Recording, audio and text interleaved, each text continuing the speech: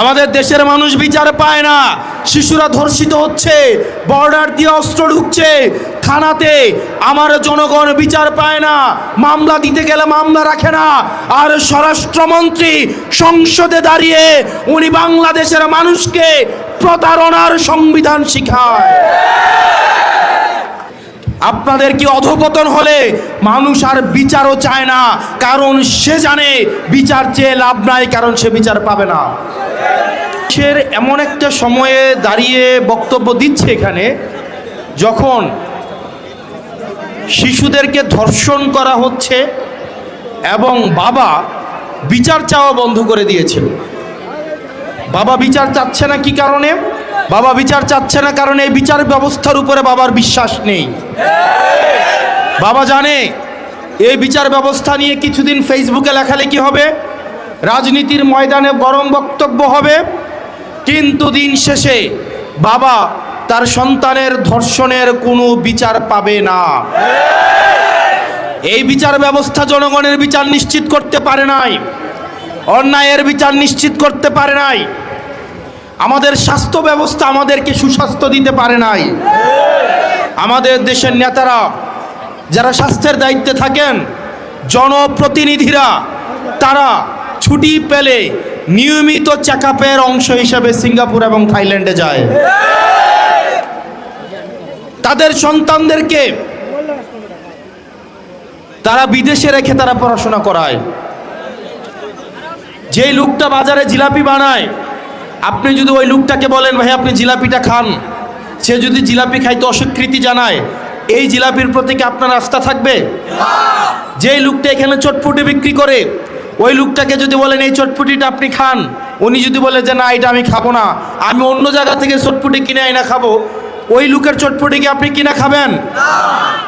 তা আমাদের দেশের যারা স্বাস্থ্য মন্ত্রণালয়ের দায়িত্বে, যারা শিক্ষা মন্ত্রণালয়ের দায়িত্বে, যারা দেশের দায়িত্বে, তারাই দেশের সুযোগ সুবিধা ভোগ করে না, বরং তারা বিদেশ থেকে দেশের টাকা পাচার করে সেখানে গিয়ে সুযোগ সুবিধা নেয়। এবং এটা জনগণের সাথে প্রতারণা করা, এটা জনগণের সাথে প্রতারণা করা। প্রিয় মনোহরগঞ্জবাসী, আমরা এটারই পরিবর্তন চেয়েছিলাম। আমরা চেয়েছিলাম এমন একটা বাংলাদেশ, যে বাংলাদেশে একটা সন্তান যখন ভূমিষ্ঠ হবে সেই জায়গা থেকে সে তার অধিকার বুঝে পাবে। আমাদের দেশের চিকিৎসা ব্যবস্থা, আপনি আমাদের দেশের চিকিৎসা সরকারি হসপিটালগুলোতে যান, আপনি দেখবেন ফিলিস্তিনের রাফা ক্যাম্পের থেকে বাজে অবস্থায় সরকারি চিকিৎসাগুলোর। আপনি প্রতিষ্ঠানগুলোতে যান, শিক্ষা প্রতিষ্ঠানগুলোতে যান, সেখানে দেখবেন সেই স্কুলের প্রধান শিক্ষকের ছেলেকে ওই স্কুলে পড়ায় না, সেই এলাকার ইউনুর ছেলেকে স্কুলে পড়ায় না, ডিসির ছেলেকে ঢাকা রেখে পড়াশোনা করায়, আমলাদের ছেলে মেয়েদেরকে বিদেশে রেখে পড়াশোনা করায়। আমাদের দেশের আমলারা বললে মাইন্ড করবে, আপনারা খোঁজ খবর নিয়ে দেখেন, আমলাদের সন্তানরে ওনারা দেশে রাখেন না, ওনারা বিদেশে রেখে পড়াশোনা করায়। অর্থাৎ ওনারা এমন একটা সার্ভিস আমাদেরকে দেন, যেই সার্ভিসটা ওনারা নিজেরাই গ্রহণ করেন নাই, যেই সার্ভিসের উপর ওনাদের নিজেদেরই আস্থা নাই। তাহলে যেই সার্ভিসের উপর আমার নিজেরই আস্থা নাই, আমি নিজেই গ্রহণ করি না, এই সার্ভিসটা যখন আমি জনগণকেই দিচ্ছি, তার মানে এই সার্ভিসের মধ্যে অবশ্যই কোনো না কোনো প্রতারণা রয়েছে। প্রিয় মনোহরগঞ্জবাসী, আমরা এই সিস্টেমগুলোকেই পরিবর্তন করতে চাই। আমরা পরিবর্তন করতে চাই, যখন কোনো বিচার প্রার্থী বিচারকের কাছে যাবে, মুখ দেখে তার বিচার হবে না, অপরাধের মানদণ্ড দেখে তার বিচার হবে। আমরা দেখতে পাই ক্ষমতাসীন যারা রয়েছে তারাই যদি থানায় যায়, তারা অপরাধী দলেরও যদি হয়ে থাকে, তারা যদি থানায় যায়, আমরা দেখতে পাই ওসির সাথে বসে তারা খুশবু গল্প করে। একটা নিরীহ মানুষ যাদের নামে বিচার দিতে যাবে, থানায় গিয়ে দেখে তারাই ওসির সাথে বসে টুস বিস্কুট আর দুধ চা, একদম ক্রিমওয়ালা দুধ চা বসে বসে খায়। নিরপরাধ মানুষগুলো তখন থানা থেকে মাথা নত করে চলে আসে, কারণ সে জানে এই থানায় তার বিচার হবে না। প্রিয় তরুণ প্রজন্ম, আপনারা দেখবেন অনলাইন জুয়া আপনাদের জন্য সহজলভ্য করে ফেলা হয়েছে। বাজারে বাজারে অনলাইন জুয়ার সয়লাভ, অনলাইন জুয়া দিয়ে তরুণ প্রজন্মকে নষ্ট করে ফেলা হয়েছে।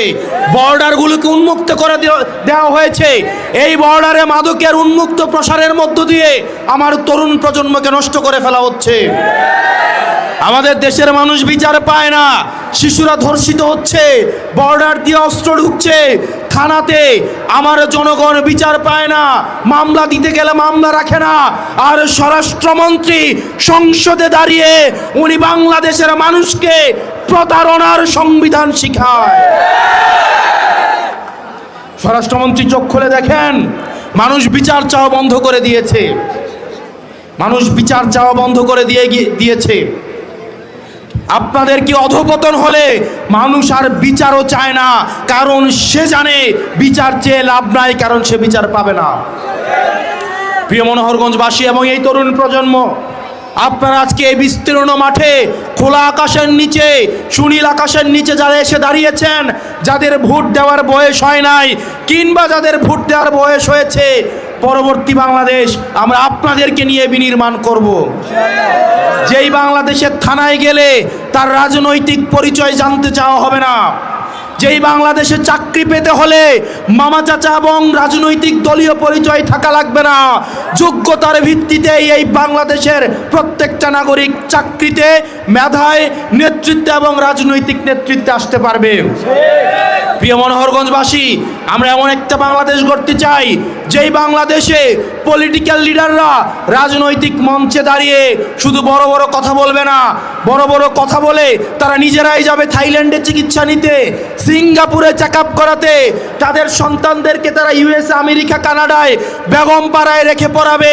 আমরা এমন বাংলাদেশ চাই না, বরং এমন বাংলাদেশ চাই যেই বাংলাদেশের শিক্ষা প্রতিষ্ঠানগুলোতে দপ্তরির ছেলেও যেমন পড়াশোনা করবে, ঠিক প্রতিষ্ঠান প্রধানের ছেলেও পড়াশোনা করবে। এই বাংলাদেশ যদি আমরা বিনির্মাণ করতে চাই, তাহলে সেক্ষেত্রে মত পার্থক্যের ঊর্ধ্বে উঠে, বিভাজনের ঊর্ধ্বে উঠে আমাদেরকে ঐক্যবদ্ধভাবে এই বাংলাদেশ বিনির্মাণের দিকে যেতে হবে।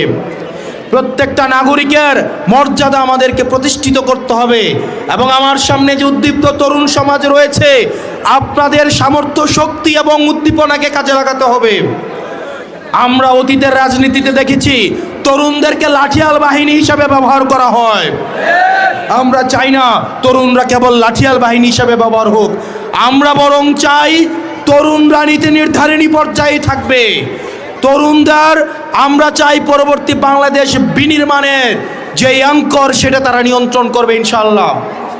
প্রিয় মনোহরগঞ্জবাসী, আমাদের এনসিপির নেতৃত্বে আমরা পরবর্তী বাংলাদেশ বিনির্মাণের জন্য প্রত্যেকটা উপজেলায় উপজেলায়, প্রত্যেকটা ওয়ার্ডে ওয়ার্ডে, প্রত্যেকটা ইউনিয়নে ইউনিয়নে আমরা আমাদের এনসিপির এই সাংগঠনিক কার্যতৎপরতা আমরা।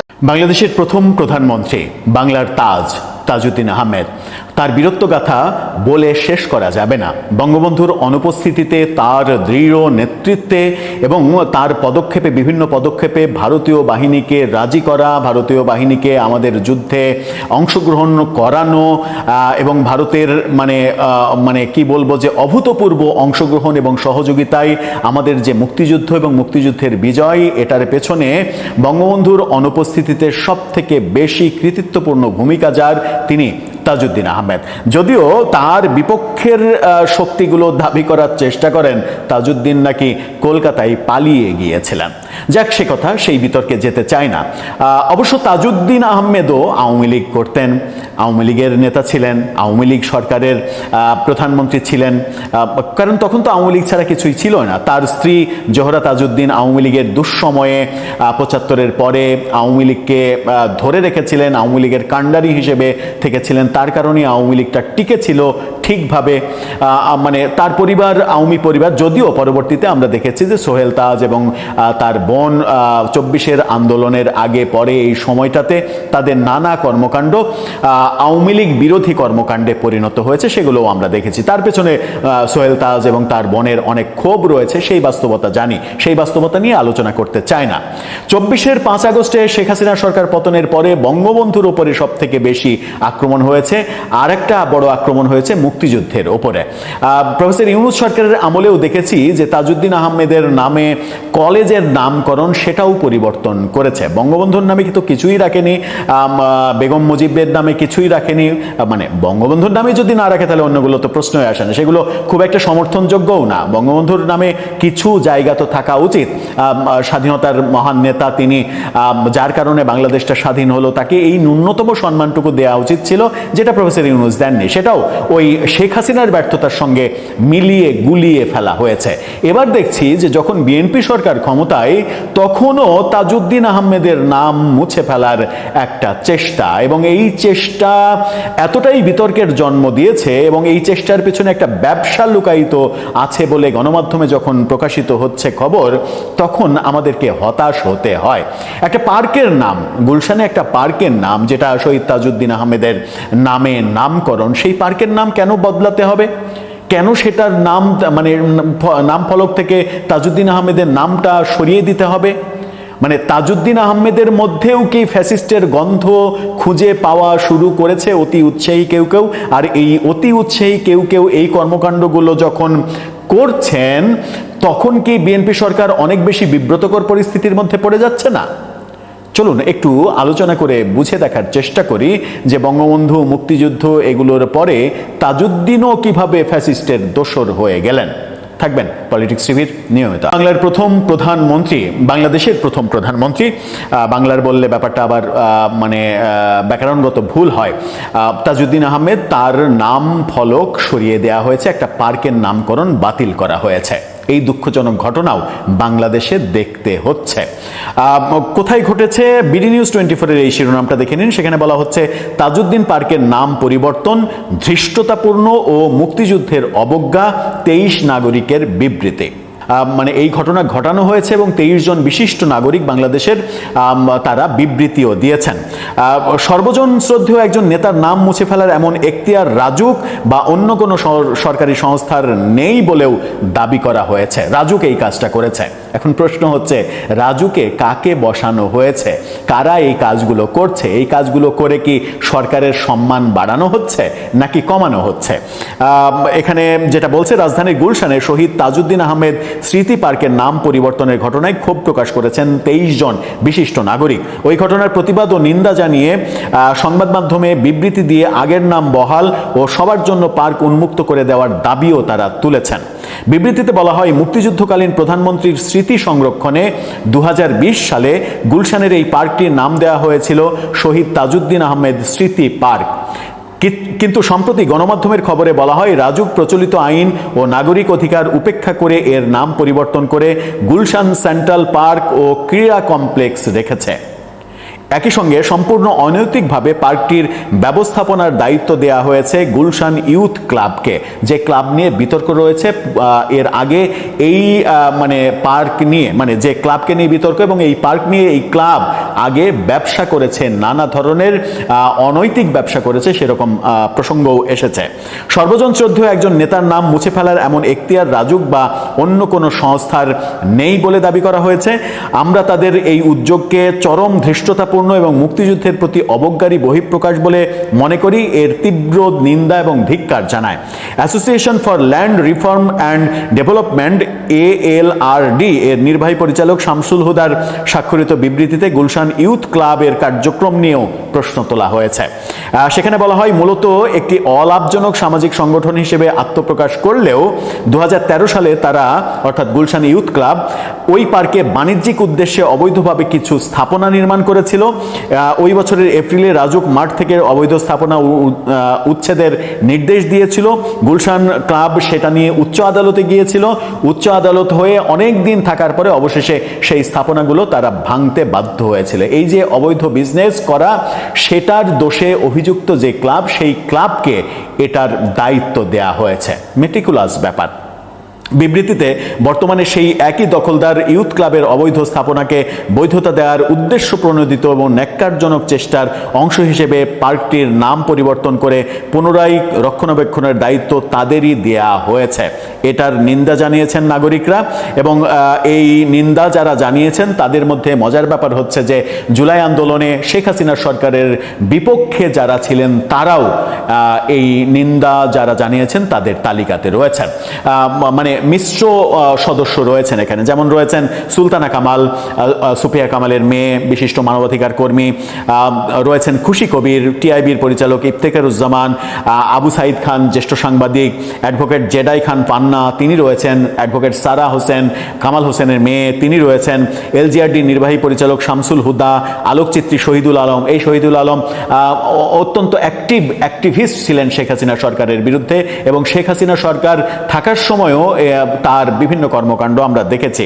অ্যাডভোকেট সুব্রত চৌধুরী, ঢাকা বিশ্ববিদ্যালয়ের আইন বিভাগের অধ্যাপক সহ আরও অনেকেই রয়েছেন, হিন্দু বৌদ্ধ খ্রিস্টান পরিষদের নেতারা পর্যন্ত রয়েছেন। 23 জন এই বিবৃতি দিয়েছেন এবং বলেছেন যে একটা ক্লাবকে এই পার্কের রক্ষণাবেক্ষণের দায়িত্ব যখন দেয়া হয়েছে, যে ক্লাবের বিরুদ্ধে পূর্বে অনৈতিক কর্মকাণ্ড, অনৈতিক ব্যবসার অভিযোগ রয়েছে, আদালতে পর্যন্ত যেগুলো গড়িয়ে তারা রক্ষা করতে পারেনি, সেটা যখন করা হয়েছে তখন এটা অবশ্যই অনৈতিক, এটা থেকে বিরত থাকতে হবে। এবং সরকারের প্রতি আবেদন জানানো হয়েছে যে তাজউদ্দিন আহমেদের নাম নিয়ে কোনো ধরনের অসম্মানজনক কর্মকাণ্ড করা ঠিক হবে না। এখন দেখার বিষয় যে এই সম্মানিত নাগরিকরা তাদের বিবৃতি দেবেন, এটাই স্বাভাবিক, কিন্তু সরকার তো কখনো কখনো চলে তার পছন্দের মানুষদের অভিমতের মাধ্যমে। এখন দেখার বিষয় সরকার কতটা তাজউদ্দিন আহমেদকে বাংলাদেশের প্রথম প্রধানমন্ত্রী হিসেবে সম্মান দেয়। যদি সম্মান না দেয় তাহলে আওয়ামী লীগের আমলে মানে তৎকালীন মুক্তিযুদ্ধের অন্যতম বড় ভূমিকা পালন করা তৎকালীন মেজর জিয়া, তাকে যে সম্মান দেয়নি আওয়ামী লীগ, তাহলে কি এটা প্রমাণিত হবে যে এই সম্মান না দেওয়ার যে প্রক্রিয়াগুলো এগুলো সবই ঠিক? দর্শক, আপনার মতামত জানান।